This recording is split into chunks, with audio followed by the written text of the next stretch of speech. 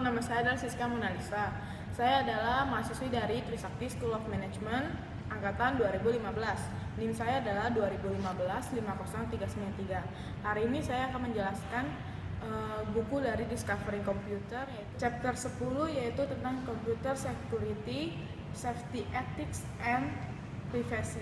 Computer security risks atau risiko keamanan komputer adalah semua kegiatan atau kejadian yang dapat menyebabkan kerusakan atau kehilangan dalam hardware komputer, software komputer, data, informasi, maupun kemampuan proses dari komputer tersebut. Seringkali organisasi atau perusahaan-perusahaan mengolah atau menyimpan data-data rahasia dan informasi-informasi yang sangat penting di dalam internet. Maka dari itu, setiap perusahaan atau organisasi perlu mengetahui ancaman terhadap resiko keamanan komputer.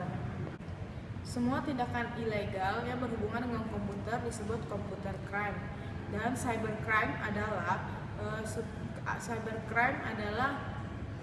sebuah tindakan ilegal yang dilakukan berdasarkan internet atau kejahatan internet. Software yang biasa dilakukan untuk para cybercrime adalah cyberware.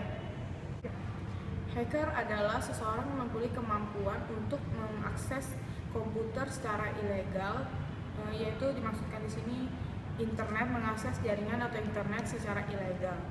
Hacker dibagi menjadi 3 bagian, yaitu black hat hacker, white hat hacker, dan gray hat hacker. White hat hacker.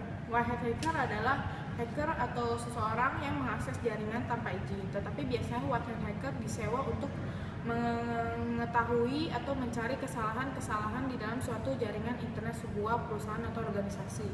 Dan setelah ditemukan kelemahan dari jaringan tersebut, white hat hackers akan memberitahukan kepada pemilik jaringan tersebut.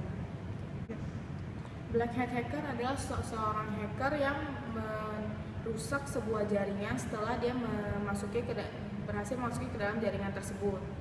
Dan gray hat hacker adalah seorang hacker yang tidak merusak jaringan tersebut, tetapi dia mengambil informasi dan data-data dari jaringan perusahaan tersebut.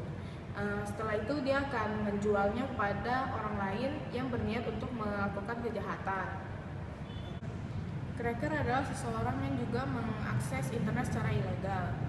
Biasanya cracker lebih bertujuan untuk merusak segala data di dalam jaringan, tetapi mereka tidak mau untuk menyimpannya. Dan biasa cracker meninggalkan jejak. Terus script kiddies. Script kiddies adalah seseorang yang baru belajar untuk menjadi seorang hacker atau cracker, tetapi mereka mempunyai kemampuan jauh di bawah cracker dan hacker. Script kiddies biasa meninggalkan jejak yang sangat jelas. Dan ketiga, corporate space. Corporate space adalah seseorang yang mengakses internet secara ilegal, tetapi biasanya juga corporate space disewa atau digunakan untuk mencari resiko keamanan dari sebuah jaringan komputer. Terus unethical employees. Unethical employees adalah seseorang yang mengakses sebuah jaringan dan perusahaan secara ilegal. Misalnya seorang karyawan dari perusahaan tersebut ingin mengakses jaringan ke dalam jaringan perusahaan tersebut secara ilegal. Biasanya motifnya untuk mencari keuntungan, ya, untuk melihat data-data yang harusnya dia tidak lihat, dan ya biasanya mencari keuntungan sih. Terus selanjutnya cyber extortionist. Cyber extortionist adalah seseorang yang mengakses internet dan melakukan tindakan ilegal seperti lewat email, biasanya lewat email untuk melakukan tindakan kejahatan, biasanya untuk memeras seseorang pengusaha atau organisasi. Cyber teroris adalah seseorang yang mengakses internet secara ilegal, yaitu merusak jaringan-jaringan komputer.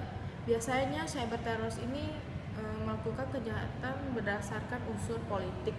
Biasanya mereka merusak seperti jaringan penerbangan suatu negara atau jaringan pemerintahan suatu negara. Serangan pada internet dan jaringan. Ada 4 tipe serangan, yaitu botnet, denial of service internet, backdoors, dan spoofing. Botnet adalah sekumpulan komputer yang dirancang melalui jaringan seperti internet yang bermaksud untuk merusak jaringan orang lain atau melakukan kejahatan. Biasanya jaringan yang dipasang dalam jaringan ini adalah disebut boot, dan komputer yang telah dirancang ini disebut zombie. Biasanya pihak lain yang telah menjadi korban tidak tahu bahwa komputernya telah dikendalikan oleh pihak luar. Serangan dari botnet biasanya mengirim email dengan secara berulang-ulang atau spam email atau menyebarkan virus. Denial of service attack adalah serangan komputer yang biasanya memberhentikan akses ke internet, yaitu web atau email. Hal ini biasanya dilakukan dengan cara mengirimkan pesan-pesan tidak penting kepada pengguna komputer dan membuat pengguna komputer menjadi bingung. Akhirnya pengguna komputer membukanya dan jaringan tersebut masuk ke dalam jaringan komputer kita. Habis itu mulai memenuhi jaringan komputer kita sehingga jaringan komputer kita menjadi lamban dan tidak merespon lagi. Backdoors adalah program atau instruksi dari program yang membolehkan pengguna untuk melewati kendali keamanan saat mengakses program komputer atau jaringan. Tujuannya untuk meninggalkan jalur yang digunakan untuk tindak kejahatan. Spoofing adalah teknik yang digunakan penyusup untuk membuat transmisi internet. Mereka muncul sebagai status resmi bagi korbannya. Pertahanan terhadap serangan jaringan internet ada 3, teman-teman, yaitu 1 firewall, kedua intrusion detection software, dan yang ketiga honeypots. Firewall adalah hardware atau software yang berfungsi untuk melindungi jaringan kita dari penyusup-penyusup seperti pengguna ilegal jaringan untuk masuk ke dalam jaringan kita, teman-teman. Firewall ini dapat digunakan di rumah atau di kantor-kantor kecil biasanya. Dengan firewall pribadi, kita jadi lebih gimana, teman-teman? Lebih merasa aman lah terhadap jaringan kita, dan dia juga firewall ini berfungsi untuk memberitahu kita kalau misalnya ada penyusup yang masuk ke dalam jaringan kita, teman-teman. Yang kedua yaitu intrusion detection software, yaitu adalah intrusion detection software secara otomatis menganalisis semua lalu lintas jaringan, menilai kerentanan sistem, mengidentifikasikan institusi yang tidak dikenal, dan memberi tahu administrator jaringan bila ada perilaku sistem yang mencurigakan, teman-teman. Yang ketiga nih, terakhir, honeypots. Honeypots itu adalah komputer yang rentan atau yang disiapkan, maksudnya yang dirancang dengan tujuan agar penyusup membobol jaringan tersebut, jaringan komputer yang telah dirancang. Honeypot membantu perusahaan untuk belajar bagaimana sih cara penyusup mengeksploitasikan atau cara penyusup untuk masuk ke dalam jaringan mereka, dan habis itu mereka akan menangkap perilaku jaringan tersebut yang sudah ilegal masuk ke jaringan perusahaannya.